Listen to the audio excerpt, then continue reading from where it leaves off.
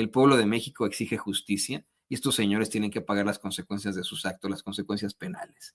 Los que no, bueno, pues que sigan en todo caso en puestos ahí en el Poder Judicial. Por ejemplo, va a buscar reelegirse, por decirlo así, va a buscar mantenerse en el cargo que le elige el pueblo, la ministra Lenia Batres. Ella pues está entre las tres ministras de esa Suprema Corte que buscarán ser elegidas por voto popular en 2025. Y ayer, como lo comentábamos, efectivamente, pues Nancy Flores estuvo de moderadora en el informe que dio, el primer informe que dio Lenia Batres como ministra de la Suprema Corte de Justicia de la Nación, en el que destacan muchísimas situaciones, destaca cómo exhibe una serie de irregularidades ahí en el Poder Judicial, en la Suprema Corte. Habla de las cantidades exorbitantes que se llevan de lo que ella ha devuelto, ha regresado por parte de su salario, así como sus propios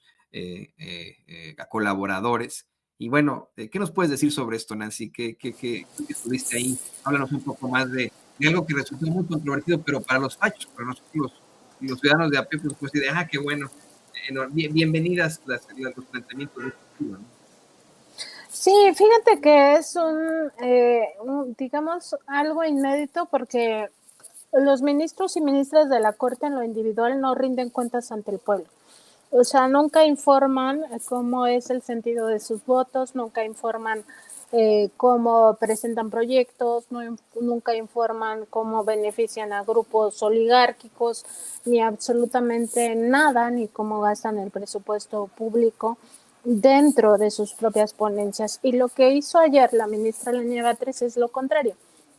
Presentó su primer informe anual, el tercer informe que presenta digamos que formalmente, había presentado otros dos previamente, pero este es el anual porque ya cumple un año. Ella ingresó el 14 de diciembre de 2023 a la Suprema Corte de Justicia de la Nación y ella decide hacerlo porque para ella es una convicción que el derecho humano a la información se debe garantizar. ¿Qué pasa con el resto de los ministros y ministras de la Corte?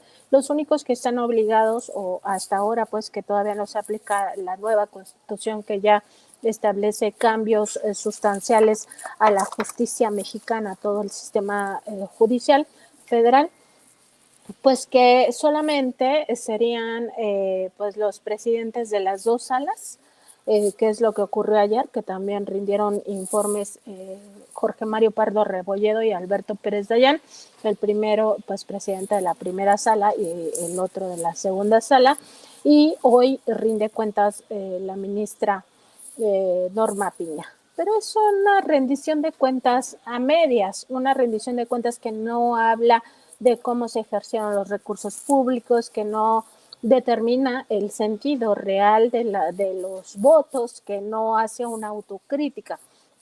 Y lo que hizo la ministra Lenia Batres ayer, por ejemplo, es demostrar que la austeridad aplicada en el Poder Judicial de la Federación sí hubiera generado ahorros multimillonarios. Tan solo en el caso de su ponencia, el cálculo que se hizo y que además se desglosó muy puntualmente es de 10, casi 11 millones de pesos los del ahorro de toda su ponencia. En su caso particular, de esos 11 millones, un poco más de 3 millones corresponden a lo que se le paga además a los ministros y ministras de la Corte. Es decir, esto lo que nos demuestra es que los otros 10 ministros y ministras actuales ganaron pues por este sobre ejercicio, este dispendio, cada uno 3 millones de pesos de más de lo que se fija como tope salarial, que es el que obtiene la persona que está en la presidencia de la República, en su momento el presidente López Obrador y ahora la presidenta Claudia Sheinbaum Pardo. Entonces es muy interesante porque ella también hace un ejercicio donde dice, a ver, este límite salarial se fijó hace 14 años en México en la Constitución Política de los Estados Unidos Mexicanos, y la Corte y todo el Poder Judicial están obligados a acatar lo que dice esa Constitución. O sea, de hecho, el órgano constitucional pues es precisamente el tribunal, el máximo tribunal, que es la Suprema Corte de Justicia de la Nación. y no lo hacen desde hace 14 años. Entonces hace un ejercicio con base en su propia experiencia, porque ya ahora es desde dentro esta información, que eso es lo más valioso, y calcula que el desvío de recursos por estos sobresueldos que van en contra de la Constitución y sobre privilegios que se disfrazan de prestaciones laborales, pues supera los 30,000 millones de pesos, lo cual pues es un dineral. O sea, imagínate tú todo este dinero en esos 14 años para lo que hubiera podido servir, pues para los programas sociales, para atender emergencias como la de huracanes, terremotos, etcétera, y no para enriquecer a unos cuantos. Entonces, es un ejercicio muy interesante porque por una parte nos le revela cómo fue el sentido de sus proyectos, cuántos proyectos fueron aprobados, cuántos no. La mayoría de los proyectos que no fueron aprobados, pues y claramente se observa en los ejemplos que ella misma puso ayer, son estos proyectos que tocan intereses muy específicos del sector empresarial o del sector político.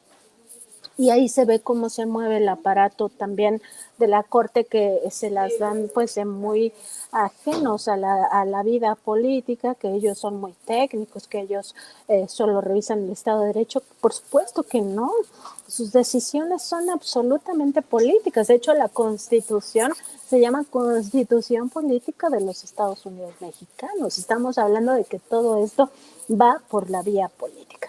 Y pues ella también se refirió el día de ayer a esta otra parte de la importancia de que se democratizara el Poder Judicial, pero también que esta reforma pues implicara ante todo un asunto de austeridad republicana, de que ahora sí se cumpla con la ley de austeridad republicana para que nunca más tengamos servidores públicos desde el aparato de justicia que en realidad privilegia a unos cuantos y se olvida de los intereses colectivos, de los derechos colectivos y que hace un dispendio del dinero público, Toño. Sí, no, algo que, bueno, yo también me quedo con esta parte de lo inédito y pues lo inédito que resulta que se rindan cuentas, cuando antes no se rendían cuentas, porque no podían rendir cuentas, perdón que suene tan reiterativo, debido a las corruptelas en las que incurrían este tipo de personajes. Y Nancy, yo pues quiero agradecerte como siempre por ser parte de este gran equipo, por unirte a estas transmisiones aquí en Sin Censura, siendo la mejor periodista que tiene México. Lo digo de verdad de corazón. Me da siempre mucho gusto que tú estés aquí, que estés en la academia también, que seas catedrática del UNAM, que jóvenes estudiantes de periodismo te escuchen, aprendan de ti. Y te pido por favor que también, bueno, pues nos compartas tus redes sociales para que la gente te busque. No soy yo el que te puso ese mote, ¿eh? Lo ponen en nuestros chats, en las redes. Eso es lo que opina el pueblo y pues Vox Populi, Vox Day. Mira, Toño, yo agradezco mucho que se refieran así a mí y por supuesto tus palabras también las aprecio mucho. Nada más aclaro que por supuesto que yo no me arrogo esta calidad de la mejor periodista del país, ni mucho menos. Yo hago mi trabajo teniendo siempre, y como te lo he comentado y también se lo he comentado a Vicente, teniendo como eje los principios éticos del periodismo, que es buscar la verdad, hacerlo con responsabilidad social, siempre teniendo en cuenta que este es un servicio para la sociedad, un servicio para el pueblo, porque estamos trabajando con el derecho humano a la información, que lo hago con honestidad, con independencia, con libertad y pues siempre con los mecanismos, las herramientas y el método de la investigación periodística, o particularmente de la escuela a la que yo pertenezco, que es el periodismo de investigación, y siempre con ese compromiso. Dicho lo anterior, pues te agradezco también que nos dejes hacer el comercial. Estamos de lunes a viernes a las 10 de la mañana en nuestro programa en vivo por nuestro canal de YouTube que se llama Contralínea y también por nuestra página en Facebook que también se llama Contralínea. Estamos en Twitter como @contralínea, bueno, ahora la red social que se llama X, y a mí me encuentran en esa misma red social de X como @Nancy_contra. Toño, como siempre, un gusto platicar con Sin Censura y pues aquí andamos. El gusto es también mío, siempre, querida Nancy. Bueno, pues ahí tiene usted a la periodista Nancy Flores, corresponsal de de Contralínea aquí en Sin Censura. Un abrazo, Nancy. Un abrazo a ti, a toda tu audiencia y también al equipo de producción, a Ceci en particular. Muy buenos días. Ahí te estamos escuchando todos. Y bueno, pues ahí tiene usted, querido público.